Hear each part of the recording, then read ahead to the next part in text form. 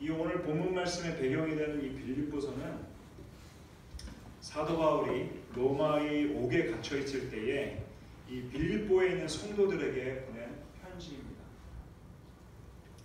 근데 옥에 갇혀 있는 사람이라고는 생각되지 않을 만큼 이 빌립보서는 온갖 감사와 기쁨의 내용이 가득한 것을 볼 수 있어요. 아멘. 우리가 읽은 그 말씀들도 살펴보면 사도 바울은 기쁘다는 거예요. 이와 같이 사도 바울이 옥에 갇혀 있음에도 불구하고 감사와 기쁨이 넘친 이유는 바로 본인의 투옥 생활이 오히려 예수 그리스도의 복음이 전해지는데 더 큰 기여를 하게 되었기 때문이다라고 오늘의 본문 말씀 12절에 사도 바울은 고백하고 있어요. 사도 바울이 감옥에 있음으로 해서 복음 전파가 방해를 받아야 하는 것이 당연함에도 불구하고 오히려 복음이 더욱 왕성하게 전파될 수 있었던 가장 큰 이유는 이 사도 바울의 태도로서 이 복음으로 인해 감옥에 갇혀 있음에도 낙심하기보다는 오히려 감옥 안에서 만나는 모든 사람들에게 복음을 전하는 열정으로 인해 주변 사람들에게 감동을 주며 복음에 대한 열정을 불러일으켰기 때문입니다. 본인의 상황과는 전혀 상관없는 거예요. 사나 죽으나 오로지 복음을 위해 살았기 때문에 자신의 환경이 어떠한 상황에 처했을지라도 이 복음, 예수 그리스도의 복음을 전하는 데 신경 썼고 이 복음을 위하여 열정을 다했기 때문에 주변 사람들에게 감동을 준 거예요. 격려하게 된 거예요. 이에 14절에 보면요, 많은 믿는 형제들이 사도 바울의 이러한 복음에 대한 열정으로 인해 감명을 받고 어떠한 핍박과 어려움 등에도 굴하지 않고 담대히 복음을 전하게 되었다라고 기록하고 있어요.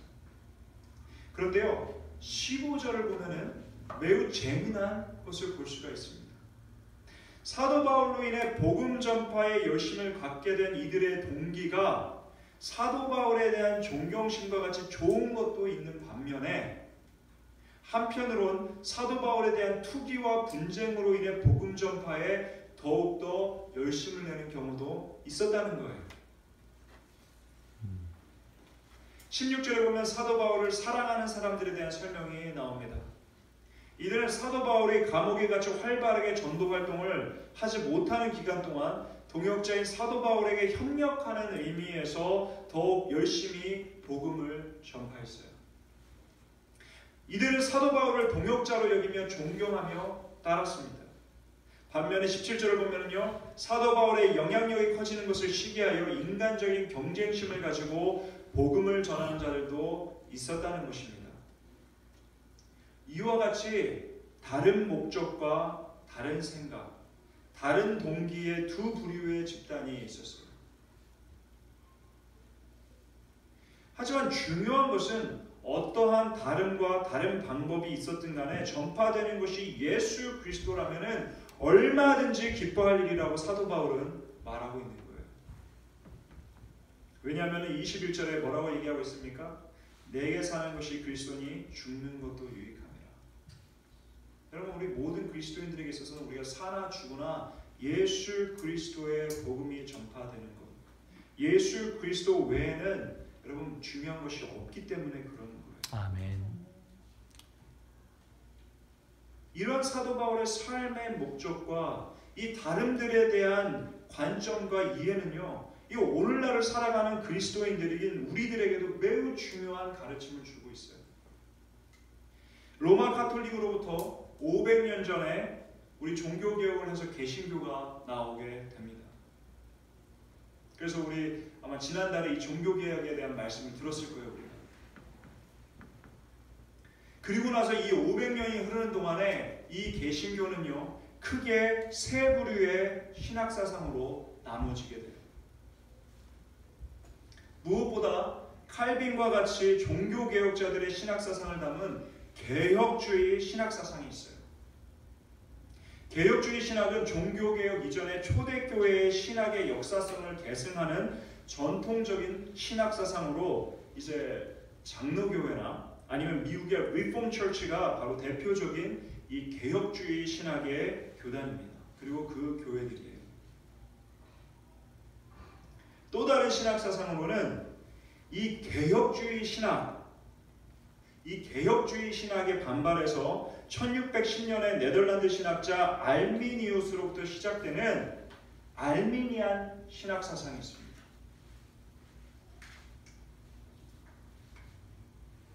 들어보셨어요? 알미니안? 이 알미니안 신학 사상의 대표적인 교회와 교단은요, 감리교회예요. 그리고 이 알미니안 신학 사상의 바탕을 가지고 이 성결교와 또 오순절 교단이 생겨나게 됩니다. 또 오늘날 존재하는 대표적인 교단 중에 하나인 침례교 같은 경우는 이 개교회 중심적이에요. 그래서 목회자의 성향에 따라 개혁주의나 또는 알미니안주의로 나눠지게 돼요. 그래서 침례교 같은 경우는 뚜렷한 그런 어떤 이제 그 신학 사상이 없습니다. 그렇다면 여러분, 개혁주의 신학 사상, 알미니안 신학주의 신학 사상이 있는데 이 두 개의 차이점은 무엇일까요? 너무 많아요. 그건 뭐 얘기할 수가 없고요. 지난 수백 년 동안 다퉜던 문제들이에요. 개혁주의 사상가들, 신학자들하고 알미니안 신학자들하고 이거는 계속해서 다퉜던 문제지만 가장 큰 차이점을 이야기하라고 한다면은 예정론과 자유의지예요. 개혁주의 신학은 모든 것은 하나님의 예정 안에 이루어지는 것으로 구원 역시 하나님께서 예정한 자만 구원받으며 이에 하나님의 예정으로 인해 한 번 구원받은 사람은 절대 구원이 떠나갈 수 없다는 거예요. 성도의 견인, 유명한 말씀이죠. 장로교에서 가르치는 교리예요. 성도의 견인, 리미티드 어톤먼트, 선택받은 자들만의 구원. 반면에 알미니안주의 신학은 인간의 자유의지를 강조하므로 구원은 하나님의 은혜에 대한 인간의 선택이며 이에 구원받은 하나님의 자녀를 할지라도 이후 하나님의 품을 떠나면 자신의 의지로 구원에 이르지 못할 수도 있다라는 신학 사상을 갖고 있습니다. 그러니까 한마디로 개혁주의 신학은 좀 더 하나님의 그 전적인 authority, 하나님의 권한에 더 중점을 둔다면은 알미니안 신학 사상은 개인, 인간의 자유의지에 조금 더 이렇게 더 많은 영향을 주고 있는 것을 볼 수가 있는 것이죠. 거기에 더 포커스를 하는 것을 볼 수가 있어요. 이외에도 아까 말씀드린 대로 많은 신학적인 차이가 있습니다만 이 두 신학 사상은 성경을 해석하는 방법과 이 율법을 바라보는 관점에서는 큰 차이가 없어요. 그래서 여러분들도 혹시 침례교를 가보신다든가 지금 우리가 오순절 교회죠. 오순절 교회를 가보신다든가 감리교를 간다든가 장로교를 간다든가 보시면은 말씀 내용에 여러분들이 듣는 설교는 큰 차이는 없을 겁니다.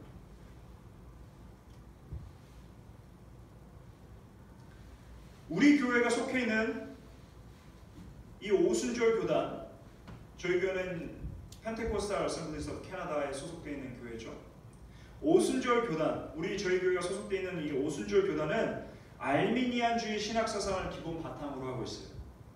그리고 그 중에서도 오순절 교단은 특별히 성령 사역에 집중하는 교단입니다.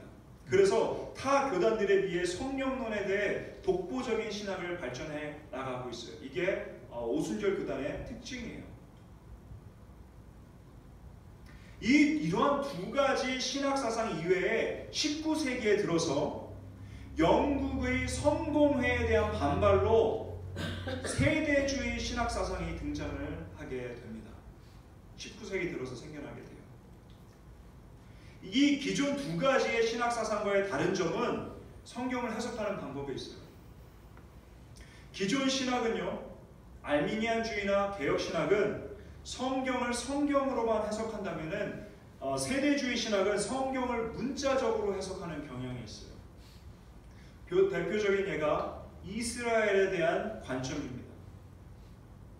예수 그리스도 이후의 정통적인 초대교회라든지 카톨릭이라든지 그 이후에 종교교육으로 인해서 나온 개혁신학이라든지 알미니안 신학에서는 이스라엘에 대한 해석을 예수 그리스도 이후에는 구원이 유대인을 넘어 모든 인류에게 해당되었기 때문에 이에 하나님의 백성을 의미했던 이스라엘은 더 이상 특별한 한 민족으로 제한하지 않고 모든 하나님의 백성들을 의미한다고 봐요.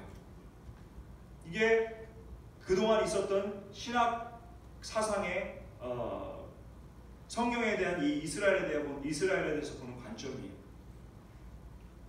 이러한 이유로 더 이상 이스라엘이라는 민족과 나라에 대해 특별한 의미를 부여하지 않습니다. 하지만 세대주의 신학은 이스라엘을 문자 그대로 현 시대의 이스라엘과 연관을 지음으로 이스라엘이란 민족과 나라에 특별한 의미를 부여하며 이러한 이유로 현재 이스라엘의 회복을 주장합니다. 그리고 무엇보다 가장 큰 세대주의 신학사상의 특징은 이 종말론에 있어요. 아까 말씀드린 대로 우리 오순절 교단이 성령론에 특별한 중점을 두고 발전시켜 나가고 있다고 한다면 세대주의는 이 종말론에 대해서 가장 독보적으로 발전시키고 연구하고 있는 신학이에요.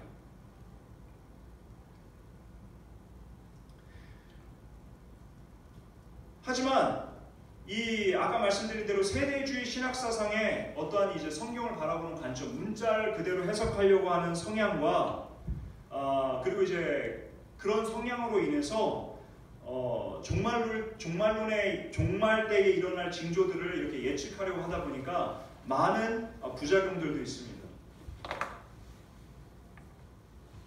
부작용들도 있고요. 일반 기존의 신학들과의 많은 차이가 있어요. 대표적으로 요한계시록에 등장하는 666표를 문자 그대로 해석함으로 몸에 이식하는 물리적인 표로 보고 오늘날의 베리칩과 같은 현실에 일어나는 일들을 성경과 끼워 맞추려는 경향이 있어요. 이건 세대주의 신학에서 나오는 내용입니다. 문자를 그대로 해석하기 때문에.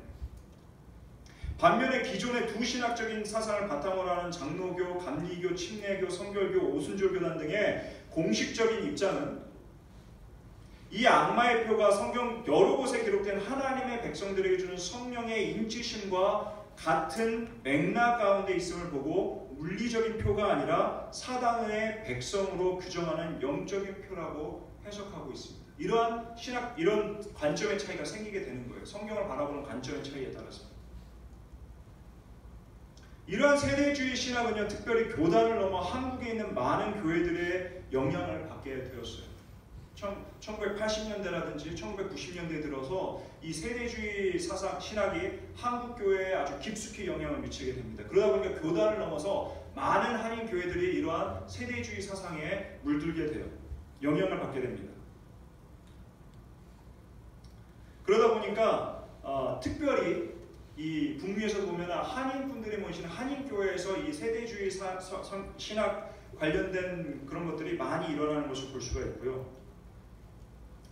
또한 미국에서는 탈봇이라든지 유명한 신학교입니다. 미국의 대표적인 신학교 중에 하나예요. 탈봇이라든지 아니면 달라스 신학교도 유명한 신학교입니다. 이러한 신학교에서 이 세대주의 신학을 가르치고 있습니다.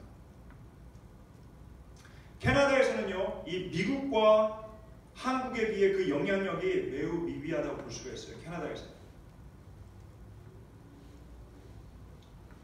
여러분, 세대주의 신학의 이러한 성경을 해석하는 방법과 이 종말론에 이렇게 적극적으로 관심을 갖는 이러한 특징으로 인해서 이 극단적인 세대주의자들로 인해서 오늘날 사회적인 무리를 일으키는 신천지라든지요, 유병원의 구원론이라든지 구원파라든지 1980년도에 있었던 여러분 다미성교회라든지 이러한 사이비 이단들이 극단주의 세대주의자들로 인해서 생겨나고 있거나 생겨났었습니다. 그리고 북미 지역에서도 발생하는 대다수의 종말론적인 시한부 믿음으로 인한 집단 자살이라든지 아니면 집단 동거 같은 사건들 역시 이 극단적인 세대주의 신학으로 인해 발생된 부작용이라고 볼 수가 있습니다.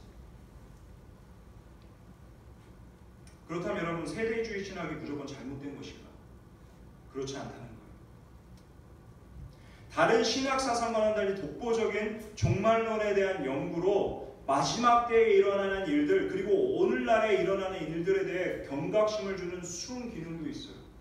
실제로 그래서 이 세대주의 신학에서 연구하고 있는 이 마지막 때에 이르는 여러 가지 사건들이 실제로 그 세대주의 신학에서 나오는 일들과 똑같이 이루어져가는 부분도 없지 않아 있다라는 거예요.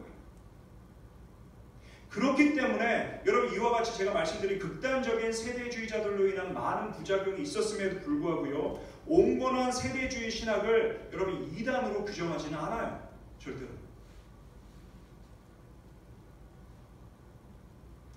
뿐만 아니라 이 세 가지의 신학 사상은요, 서로에게 지대한 영향을 끼쳐서 서로의 신학 사상을 완전히 부인할 수도 없습니다. 여러분.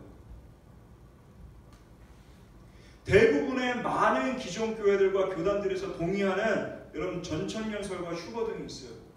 천년왕국이 임한다는 거예요. 그리고 그곳에서 예수 그리스도와 함께 왕노릇하며 살고 그 이후에 여러분 다 아실 거예요. 전천년설도 있고 휴거도 있고 여러분 많이 들어보셨을 거예요. 이 신학적인 사상들은 세대주의 신학으로부터 유래된 거예요. 그리고 이것은 우리 오순절 교단도 동의하는 신학 사상입니다.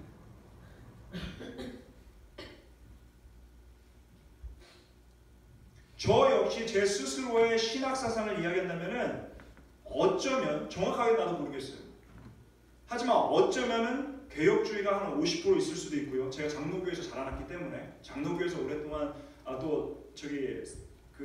목회를 했기 때문에 개혁주의 신학이 한 50% 있을 수가 있고요. 알미니안주의가 한 40% 있을 수 있을 것 같습니다. 왜냐하면 제가 또 신학 공부는 다 알미니안주의 쪽에서 공부를 했거든요. 그리고 세대주의도 10% 정도는 저한테 있을 거예요. 제가 신학 공부를 처음 할 때만 해도 세대주의가 한 50% 넘었을 겁니다. 세대주의 신학이. 여러분 전혀 이와 같이 이 세 가지의 신학 사상이 절대로 서로 완전히 부인될 수는 없는 거예요. 저뿐만이 아니라 오늘날의 대부분의 많은 신앙인들과 목회자, 신학자들 역시 이 세 가지 신학 사상으로 완전히 자유롭기는 매우 힘들 것입니다. 이게 오늘날의 현실이에요. 이와 같이 여러분 이러한 세 가지 신학 사상은 다릅니다. 개혁주의가 있고요. 알미니안주의가 있고요. 세대주의가 있어요. 각기 바라보는 관점은 달라요. 하지만 여러분 오늘 본문 말씀에 사도 바울의 말씀을 적용해 보면은 이 세 가지의 신학들이 각기 다른 점이 있지만 그럼에도 불구하고 가장 중요한 예수 그리스도를 통해서만 구원받을 수 있다는 구원론에서 동의하며 그리고 무엇보다 예수 그리스도의 복음이 전해질 수만 있다면 이러한 다름들은 얼마든지 서로 용납될 수 있다는 거예요. 그게 중요한 거예요. 그게. 서로 용납한다는 의미는 서로의 다름을 인정하며 존중하는 것으로 여러분 캐나다에서 우리가 살고 있는 캐나다에서 보면은 다문화가 존중을 받습니다. 개개인의 문화가 존중을 받아요. 그 사람이 그런 문화를 갖고 있다고 해서 절대로 그것을 배척하거나 적대시하지 않습니다. 이와 같이 개혁주의 신학을 가졌다고 해서 알미니안주의 신학을 가졌다고 해서 세대주의 신학을 가졌다고 해서 그것이 배척되거나 그래서는 안 된다는 거예요. 똑같이 여러분 서로가 다름을 인정하고 존중이 되어야 합니다. 하지만 여러분 이 캐나다 땅에서 다문화가 존중이 되지만 동시에 어떠한 다른 문화를 가졌다 할지라도 캐나다에서는 캐나다의 법과 전통을 따라야 하는 것처럼 어느 교회를 가든지 내가 갖고 있는 신학 사상과 다르다고 해서 그 교회의 신학과 교리를 부인하기보다는 그 교회의 가르침과 신학 사상을 존중하며 따르는 것이 바로 다름을 인정하는 것이에요. 저 역시 아까 말씀드린 대로 이제 밴쿠버에서 10년 넘도록 사역하면서 합동 측 장로교회, 통합 측 장로교회, 순복음 교회 등을 섬겼었어요. 개혁주의 신학이고 알미니안주의 신학을 바탕으로 하는 교회들입니다. 달라요. 그리고 장로교회도 통합 측이 다르고 합동 측이 다르더라고요. 그리고 저는 신학적으로 이 교회들을 섬기면서 100% 다 동의한 적은 단 한 번도 없어요.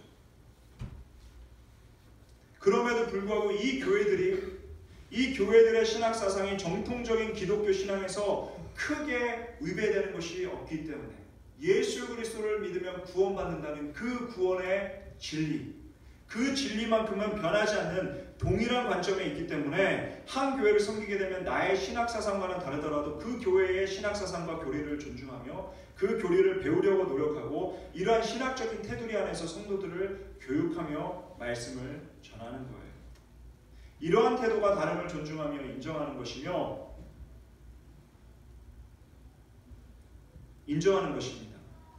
이 장로교회 가서 왜 침례를 주지 않느냐고 논쟁할 필요가 없는 거예요. 장로교회에서는 세례를 주죠. 침례가 아니에요. 그렇다고 해서 왜 장로교회 가서 왜 여기 침례를 안 주냐 따질 필요가 없어요. 그거는. 반대로 우리 오순절 교회에 와서 방언으로 기도하는 것에 대해서 왈가불고할 것이 아니에요. 왜냐? 오순절 교회는 성령의 역사를 더욱더 중요시 여기고 있고 방언으로 기도하고 예언하며 치유에 대해서 더욱더 여러분 우리는 격려하고 더욱더 긍정적으로 바라보기 있기 때문이에요. 그렇다고 세대주의 신학을 따르지 않는 교회에 와서 베리칩을 인정하지 않는 것에 대해서도 논쟁할 이유가 없다라는 거예요. 그것 때문에 싸울 필요도 없다라는 거예요. 그런데 여러분 더 중요한 것이 있습니다. 사도 바울이 얘기하는 것은 이렇게 서로의 다름을 인정하고 존중하는 것을 넘어서 27절에 보면 사도 바울은 그리스도의 복음에 합당하게 생활하라라고 말해요. 아멘. 그리스도의 복음에 합당하게 사는 모습은요, 이 영어 성경을 보니까 한 사람과 같이 한 통일된 정신으로 복음의 신앙을 위해 하나가 되라는 거예요. 아멘. 이게 바로 복음을 위하여 합당하게 생활하는 자의 모습이라고 사도 바울은 이야기하고 있습니다. 아멘. 아멘. 교단과요, 신학과 교리를 넘어 예수 그리스도의 복음 안에서 하나가 되어야 한다는 거예요. 아멘. 이게 바로 그리스도의 모습이며 그리스도의 복음에 합당한 참된 그리스도인의 모습이며 교회의 모습이라는 거예요. 우리들이 갖고 있는 여러분 신학적인 사상과 교리들은 다 불필요하다는 거예요. 오로지 이 예수 그리스도의 복음 이것만이 가장 중요하다는 거예요. 이거 안에서 하나 되라는 거예요. 감사하게도 제가 공부했었던 이 웨스턴 트리니티 신학교가요, 이런 교단과 교리를 넘어서 하나가 되는 일에 독보적인 신학교였어요. 제가 다닐 때만 해도 이 신학교에 5개의 다른 교단의 신학교가 함께 어우러져 신학생을 가르쳤습니다. 이런 학교는 드물어요. 한국에 보시면 여러분 감신대가 있습니다. 그런 감리교단의 학생들을 위해서만 가르치는 학교예요. 서울신대가 있어요. 서울신학교는 성결교 교단 학생들만 위해서 가르치는 거예요. 장신대가 있고 합동 측에 무슨 학교가 있죠? 총신이 있어요. 다 달라요. 교단마다 신학교가. 근데 감사한 건 여기 밴쿠버에 있는 트리니티 웨스턴 유니버시티가 그 신학교 같은 경우는 5개 교단이 연합한 신대원이에요. 교단이 달라요. 그래서 이 신학교에서 가장 강조했던 사상이 바로 교단과 교리를 초월해 하나님 나라를 위해 하나님 나라의 확장을 위해 서로 하나가 되는 것이에요. 이게 가장 중요하다는 거예요.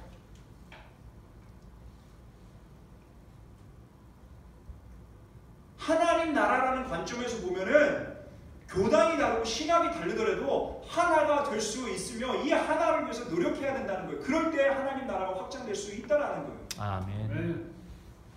그래서 한 마을에 교단과 신학이 다른 4개의 교회가 있다면 이 교회들이 서로 협력해서 가장 복음이 전파가 미진한 곳을 찾아 함께 힘을 합쳐 교회를 개척하며, 교회마다 특징이 있기 때문에 만약 한 교회가 어린이 사역에 재능이 있다면 그 교회를 중심으로 어린이 사역이 진행이 되며, 젊은이들이 선호하는 교회는 그 교회를 중심으로 젊은이 사역이 진행돼야 된다는 거예요.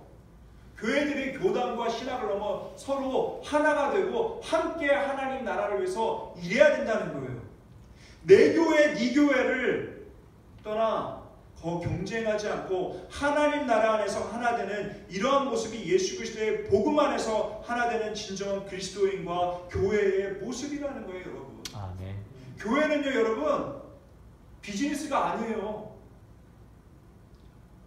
맥도날드하고 버거킹은 서로 경쟁합니다.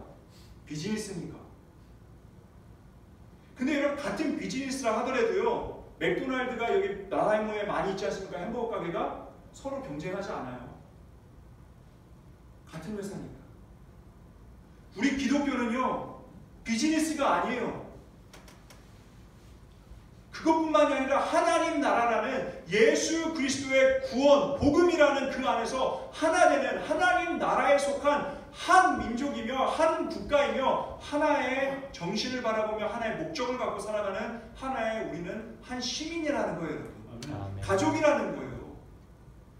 그런데 네 교회, 내 교회를 따지고 신학사상을 가지고 배타적으로 여기고 이러하면 절대로 이것은 하나님의 나라를 위해서 일을 할 수가 없으며 예수 그리스도의 이 구원의 역사를 이뤄나갈 수 없는 참된 교회의 모습도 아니며 그리스도인의 모습도 아니라는 것입니다.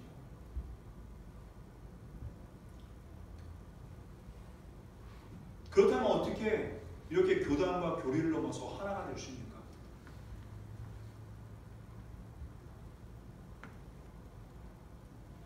유일한 방법이 있어요. 그 유일한 방법은 예수 그리스도의 복음으로 돌아가는 거예요. 교회가 예수 그리스도의 복음 위에 모든 신학 사상과 세상, 정치 등을 철저하게 배제할 때에 비로소 사도 바울이 말하는 한 사람과 같은 한 정신의 하나됨을 이룰 수 있는 거예요. 그래서 여러분 트리니티 웨스턴 여러분 신학교를 가면은요 가장 먼저 배우는 것이 다른 것부터 가르치지 않아요. 딱 먼저 가르치는 것이 하나가 있어요. Believers Church Theology라는 것을 가르쳐요. 무슨 말이냐면은 장로교 신학이 아니라 오순절 신학이 아니라 Believers Church Theology. 무슨 말이냐면은 성도들의 신학이라는 거예요. 성도들의 신학. 어떤 교단에 속해 있는 신학이 아니라 오로지 모든 성도들이 믿어야 하는 가장 순전한 예수 그리스도의 복음, 그 신학만을 먼저 배우는 거예요. 그래서 우리가 바라봐야 되는 것은 바로 이 신학이에요. 예수 그리스도 안에서 하나 되는 것, 예수 그리스도의 구원, 예수 그리스도의 복음, 그것만을 먼저 배우는 거예요. 그리고 나서 이거 외에는 모든 것이 다 용납이 된다는 거예요. 그렇기 때문에 여러분 그걸 가르치는 거예요. 실제로도 여러분 예수 그리스도께서도요 오로지 예수 그리스도를 통한 천국 복음만 전하셨지 당시 제사장들과 바리새인들이 발전시키고 체계화한 수백 개의 율법과 생활규범 같은 신학사상을 가지고 논쟁한 적이 단 한 번도 없어요. 예수님께서 니네들이 하고 있는 것이 잘못됐다, 쓰잘데기 없는 거다라고 단 한 번도 예수님께서 그렇게 말씀하신 적이 없다라는 거예요. 바리새인들과 여러분 제사장들이 수백 가지의 생활 양식을 체계화시켜 놓습니다. 어떻게 보면 성경과 전혀 이게 관계가 없어 보이는 것들도 있어요. 불필요해 보이는 것도 있어요. 그렇지만 예수님께서 그런 거에 대해서 일체 언급하지 않으세요. 오로지 하나님 나라에 대해서 얘기만 하시고 오로지 예수 그리스도의 구원의 복음만 전하시는 거예요. 그리고 당시 예수 그리스도 그리고 뿐만 아니라 예수 그리스도를 따랐던 많은 추종자들이 예수님께서 이스라엘을 독립시키고 다윗의 위대한 왕국으로 회복시킬 정치 지도자로 여겼지만 예수 그리스도께서는 당시의 정치 체계를 반대하거나 정치에 대해 단 한마디도 언급하지 않으셨어요. 로마 제국이 나쁘다? 그런 얘기도 안 하셨어요. 이스라엘이 독립해야 된다? 그런 얘기도 하지 않으셨어요. 딱 한마디 하셨죠. 가이사의 것은 가이사에게, 하나님의 것은 하나님에게. 세상의 권력을 존중하라고 그 말씀을 하십니다. 오로지 복음만 전하시고 복음을 위해 살다가 돌아가셨어요. 이를 따랐던 초대교회 역시 성도들이 수시로 만나기 힘썼지만 항상 만날 때마다 이 예수 그리스도의 복음만을 나누고 가르쳤다는 거예요. 여러분. 단 한 번도 이스라엘의 회복이나 아니면 로마 제국의 이 그리스도인에 대한 탄압에 대해 대항에 일어나 싸우지 않았어요. 대부분의 경우. 절대로 세상 정치와 세상 진리, 다른 신학 사상을 배제한 오로지 순수 예수 그리스도의 복음만이 나눠지고 그 복음에 의해 은혜만을 나눴던 것이 초대교회의 모습이었으며 그렇게 순수한 복음만이 지켜질 때 이 초대교회는 부흥을 했다는 거예요. 이후에 여러분들 성경을 보시면은 예수 그리스도의 복음 외에 다른 신학 사상이 침투하게 됩니다. 유대 사상이라든지요. 어떤 그 당시에 이제 그 모든 근대 중동과 유럽 지역을 장악했던 헬레니즘이라든지 어떤 그런 사상들이 침투하기 시작하면서 다른 신학 사상이 들어가기 시작하면서 교회에 문제가 일어나기 시작하는 거예요. 분란이 일어나고 갈라져요. 그런 문제들을 우리가 서신서에서 볼 수가 있어요. 이에 사도 바울은요, 고린도전서 9장에 자신과 사도 바울과 함께하는 동료들 역시 자유롭게 음식과 음료를 먹을 권리가 있다라고 얘기합니다. 유대인의 율법을 따르지 않고 자유롭게 먹을 수 있다는 거예요. 유대인의 율법으로 돼지고기를 먹지 않습니다. 그런데 자기는 돼지고기도 먹을 권리가 있다는 거예요. 독주를 마실 권리도 있다는 거예요. 유대인의 율법으로 독주 마시는 것을 금합니다. 하지만 사도 바울 이 고린도전서 9장에 보면은요, 자기는 자유롭게 이런 음식들과 유대인의 율법이 반대하는 이런 음식들조차도 자유롭게 먹을 권리가 있다라는 거예요. 뿐만 아니라 아내와 함께 전도 여행이나 신방을 갈 수 있는 권리도 있고, 휴가를 갈 권리도 있고, 성도들로부터 헌금을 거둘 권리도 있다라고 얘기합니다. 하지만 이러한 권리들을 단 한 번도 사용하지 않고 참았다라고 또 이야기를 하는 거예요. 자기는 이러한 권리가 있어. 하지만 나는 이러한 권리들을 한 번도 사용하지 않았다. 난 참았다라고 이야기합니다. 그 이유는 딱 한 가지라는 거예요. 그리스도의 복음에 아무 장애가 없게 하기 위함이다라고 얘기를 합니다. 아멘. 나의 생각은 달라. 나의 신학 사상은 다르고 내가 이러한 권리들이 있지만 그럼에도 불구하고 예수 그리스도의 복음에 아무런 장애가 없게 하기 위해서 예수 그리스도의 복음만을 위해서 나는 이런 것들도 하지 않는다라는 거예요. 절대로 그 권리를 주장하지도 않는다는 거예요. 사랑하는 성도 여러분, 예수 그리스도의 복음 그리고 그 안에서의 은혜만을 나누는 것이 그리스도의 복음에 합당한 모습이며 복음을 위해 하나가 될 수 있는 유일한 방법이자 참다운 교회의 모습인 것입니다.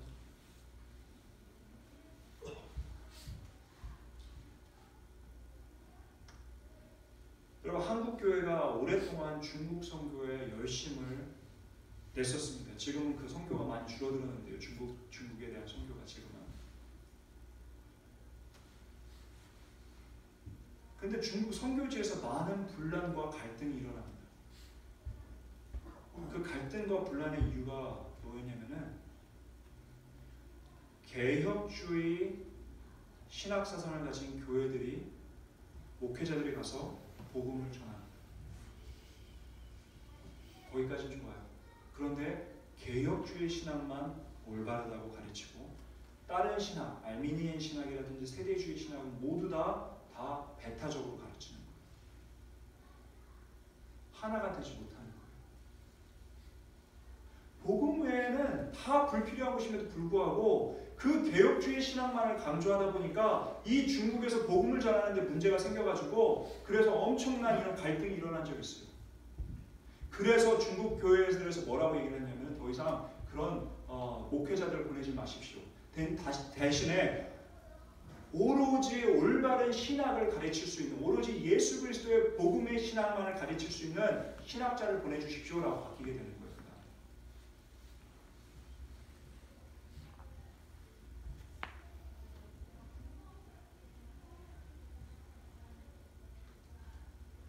여러분, 그렇다면 동성연애와 같은 사회적인 이슈에 대해 교회가 어떻게 대응해야 될까요? 아까 말씀드렸잖아요. 교회는 절대로 정치적인 것과 세상적인 것으로부터 분리돼야 된다는 거예요. 그렇다면 여러분, 이런 세상적인 그런 잘못된 문제에 대해서, 이슈에 대해서 어떻게 교회가 대응해야 될까요? 성경적인 교회는요, 성경에 나온 초대교회와 여러분 이 성경적인 교회들 보면은 교회는 세상에 속하지 않는 하나님 나라를 위한 하나님 나라에 속한 것이기 때문에 그러한 세상적인 그리고 정치적인 이슈에 대응하지 않는 거예요. 다만 동성연애가 올바르지 않는 것임을 가르치고 하나님의 말씀을 가르치고 그러한 잘못된 진리를 바로잡을 수 있는 능력을 지닌 성도들을 훈련시키고 길러내는 것이 바로 교회라는 것이에요. 그리고 이렇게 올바른 신앙으로 무장한 성도들이 세상에 나가 각자의 위치에서 세상의 불의와 거짓 진리들과 맞서 세상의 빛과 소금이 되게 하는 것, 그것이 바로 교회의 역할이며 성도들의 역할이라는 거예요. 교회가 세상 정치에 나서서 그렇게 여러분 나서는 순간부터 교회의 타락이 시작됐습니다. 그게 로마 카톨릭의 타락의 시작이었어요. 그렇게 해서 세상 정치에 관여를 하니까 여러분 십자군 전쟁 같은 그런 너무나도 무서운 일을 저지르게 되는 거예요.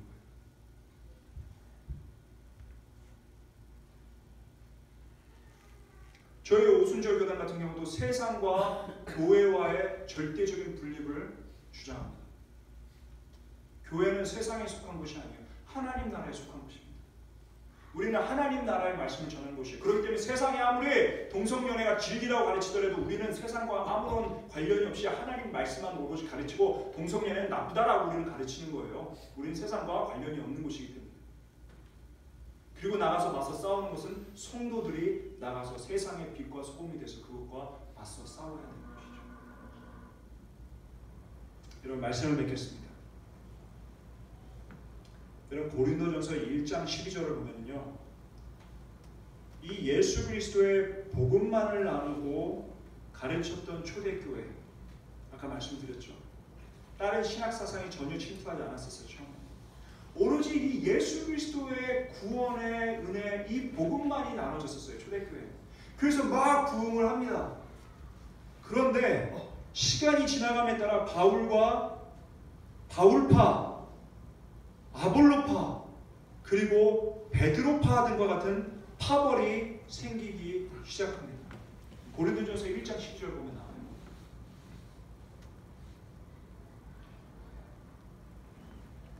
그럼에도 불구하고요, 사도 바울은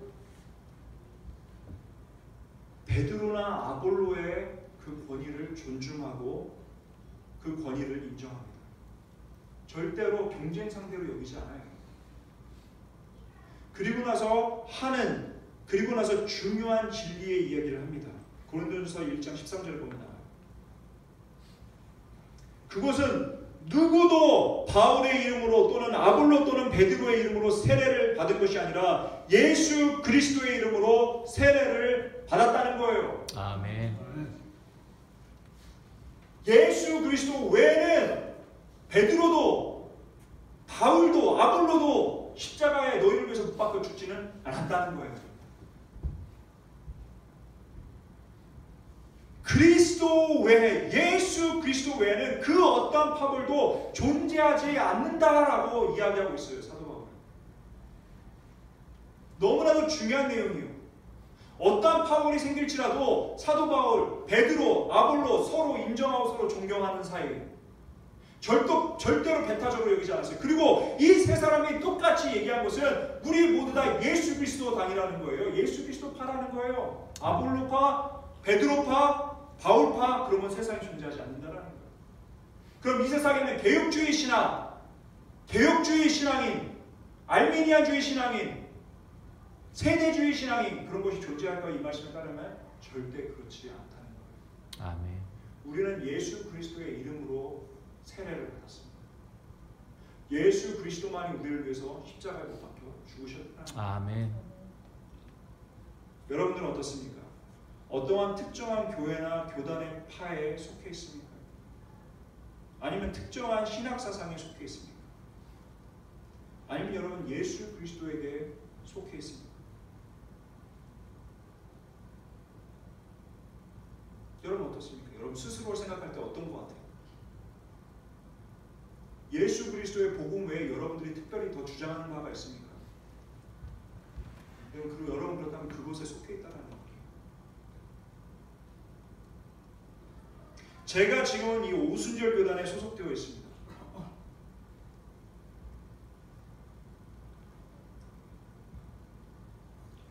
그렇다고 해서 제 자신을 제가 오순절 교단의 목사라고 생각하는 건 그렇지 않아요. 제가 이 오순절 교단을 선택한 이유는 딱 한 가지예요. 이 원주민 교회가 오순절 교회였기 때문에, 이 원주민 교회가 목회자를 필요했기 때문에, 대부분의 복음이 필요한 원주민 교회들은 오순절 교단 소속이기 때문에 저는 이 오순절 교단에 가입을 한 거예요. 뿐만 아니라 제가 10년 동안 지금 신학 공부를 하고 있습니다. 계속해서 공부를 하고 있습니다. 제가 신학 공부를 하는 이유도요, 내가 절대로 어떠한 신학 사상에 내가 심취하기 위해서, 어떤 교단에 들어가기 위해서 그런 것이 아니에요. 교단 신학을 배우기 위해서 그런 것이 아니에요.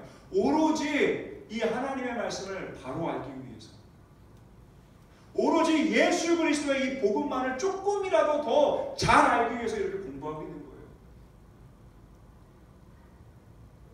그렇기 때문에 저는요, 교단에 속한 사람도 특정 신학 사상에 속하지도 않은 예수 그리스도에게 속해 있으며 이 예수 그리스도의 복음만을 위해 삶을 살아가는 사람이라고 감히 저는 말씀드릴 수 있어요. 여러분들은 어떻습니까? 예수 그리스도의 이 복음 외에 여러분들을 사로잡고 있는 것은 또 무엇이 있습니까?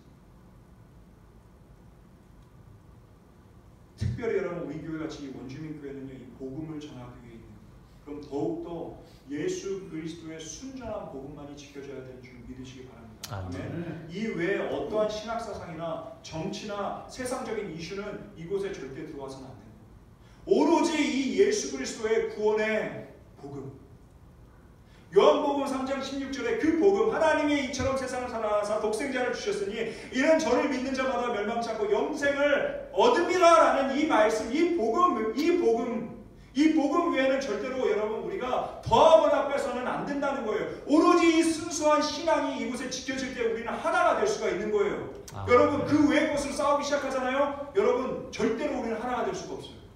나머지 것들은 여러분 사도 바울이 얘기한 것처럼 이런 배설물과 같은 것이고, 여러분 그것들을 우리가 다 떠나서 이 예수 그리스도의 이 복음을 위해서 우리가 하나 될 때에 우리는 하나가 되어서 복음에 합한 성도의 모습을 낼 수가 있으며 이 교회가 복음을 전하는 모습을 이뤄나가면서 살아갈 수가 있다라는 거예요. 참된 교회의 모습이 될 수가 있다라는 것입니다. 여러분 오늘날 마지막 때가 가까이 오고 있어요.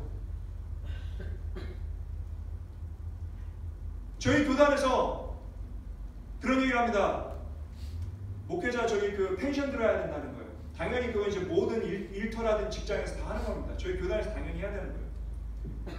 이제 펜션 가입을 해야 된다는 거예요. 나중에 이제 은퇴하고 나면은 은퇴 자금을 받기 위해서. 그럴 때마다 제가 하는 얘기가 있습니다. 내 생각에는 내가 은퇴하기 전에 예수님 모실 것 같은데 굳이 이거 해야 되나? 그런 얘기를. 저는 제 개인적인 의견이에요. 절대로 여러분 예수님이 오신다는 그 누구도 알 수 없어요. 제 개인적인 의견은 내가 살아있는 생전에 예수님께서 오시지 않을까라는 마음을 갖고 있어요. 이와 같이 여러분 우리가 마지막 때를 살고 있을 때일수록 여러분 우리가 더욱더 집중해야 되는 것은요, 사도 바울이 얘기한 것처럼 예수님께서 말씀하신 것처럼 우리가 이 예수 그리스도의 복음 안에서 하나 되는 것, 그래서 이 복음을 위해서 살아가는 것, 이 복음으로 인해서 한 영혼이라도 구원하는 것, 이것이 바로 우리가 마지막 때에 살아가는 우리들의 모습이며, 여러분 당장 예수 그리스도께서 내일 오신다 할지라도 이것이 우리가 지켜나가야 되는 신앙이며 믿음이며 우리가 행해야 되는 일인 줄을 믿으시기 바랍니다. 아멘. 한 명이라도 더 구원시킵니다. 사랑하는 성도 여러분, 예수 그리스도의 복음 외에는 모든 것을 배설물로 여기시고 예수 그리스도의 복음만을 위해 한 마음과 한 정신으로 하나 되는 저와 여러분들이 되시기를 간절히 축원합니다. 아멘. 예수 그리스도의 복음 외에는요, 여러분 중요한 것이 없습니다. 기도하겠습니다.